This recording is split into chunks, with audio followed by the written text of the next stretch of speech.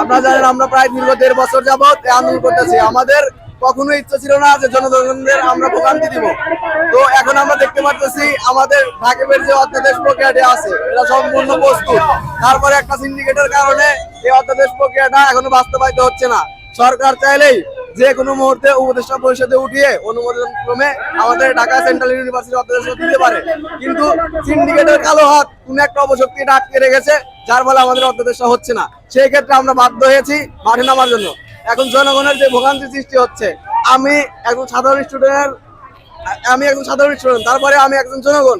আমরা কখনো চাই না জনগণ ভোগান্তিতে পড়ুক, কিন্তু আমরা বৈষম্যের শিকার হতে হতে এমন একটা পর্যায়ে চলে গেছি আমাদের রাস্তায় নামা ছাড়া কোনো উপায় ছিল না। সেজন্য আজকে আমরা রাস্তায় নামছি। সরকার যত দ্রুত সম্ভব আমাদের ঢাকা সেন্ট্রাল ইউনিভার্সিটির অধ্যাদেশটা দিয়ে দিবে, আমরা মাঠ ছেড়ে দিব। জনগণের দুর্ভোগ হবে না।